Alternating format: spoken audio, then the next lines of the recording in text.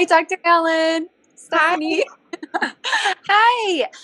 Thank you so much for coming on here. I was wondering if you wouldn't mind explain to our viewers. I've had some people ask the question how we teach our metronome tree training. And the reason behind the Met-TREE-nome, why I developed the Metronome app. And it all derives from a method I learned from you called the Met-TREE-nome or metronome trees. And I was wondering if you could show the viewers, like if I were your student and doing an etude or an exercise, how you would take me through what we call the metronome tree. Absolutely. So it's basically the technique is breaking down rhythm to its basic or smallest metric that we can find or that makes sense to learn it. So I like to think of it as like a microscope. We're taking something big and we're making it like we're going into the details and almost making it larger than life. And by doing that, we slow down the tempo. So if we're going to learn something at a quarter note tempo, that's going to be our final product, then I'll actually back it up. I call them lands, into the 8th note land or even into the 16th note land. So that's where these metronome trees, just scaffolding and growing is kind of the concept around it. I'll give you an example. So one of the very first things I teach is it's in Fiddle Magic, and it's an exercise called walking. So you can see how they're just doing a simple exercise, but the metronome marking here is quarter note equals 60 to 100. In this case, I'm just going to stay in the quarter note land. And once they can get something at a steady tempo, then we introduce the metronome.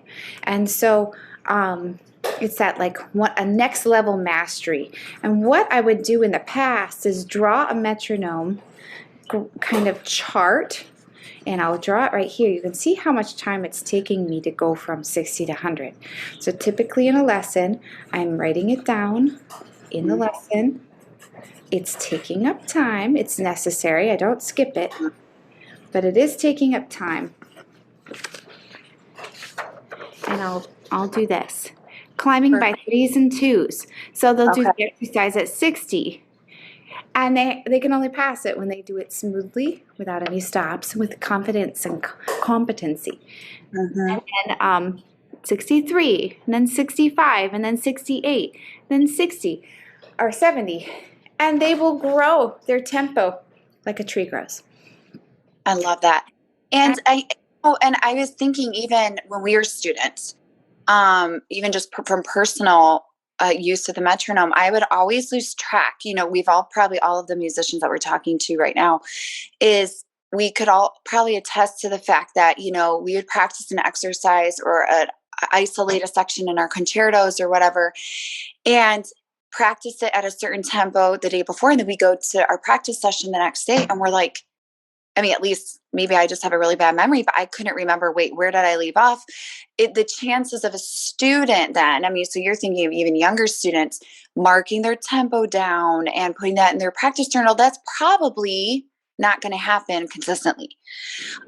So I love the idea of the metronome tree because at least they have something written down that they can cross out. However, when I love that method, but the reason I developed the Metronome app is because I had kids saying, oh no, I had it as a sticky note in my practice room. I left it at home, or I lost the sticky note. So they were still writing it down, which was very wonderful and a good start. But it can still be messy, even in that organized sense. Yes. So, absolutely. The numbers get lost if they're not recorded, if they're not written down. But there are some instances, even another way I'm excited about this app is because it saves time. Yeah. It saves times in the lesson. So for instance, in Fiddle Rhythms, this book, when they're learning this little rhythm here, one pizza, pizza, pizza, I'm going to take them down to a 16th note. 1, 2, 3, 1, 1, 2, 3, 1, 1, 2, 3, 1, and probably do anywhere from like 100 to 140 in a 16th note land. And then 8th note, 70 to 120, and then quarter note 60 to 80. Well, I'm going to have to either draw all of those little graphs, which I have been doing for years, or the student has to do it in the lesson because I don't always trust them to do it at home by themselves. I want to see Yes. it done. And then I need to see it. They need to show me their journal in their lesson, and I need to see that they crossed it out.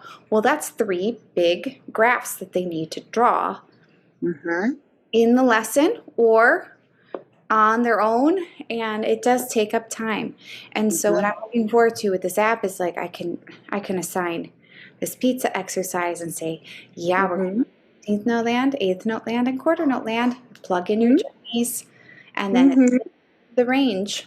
I just need to And get the range. the Metronome app is the pro version for doing it. So they put in their exercise names. So they could even put 16th note land FM for Fiddle Magic, page 15.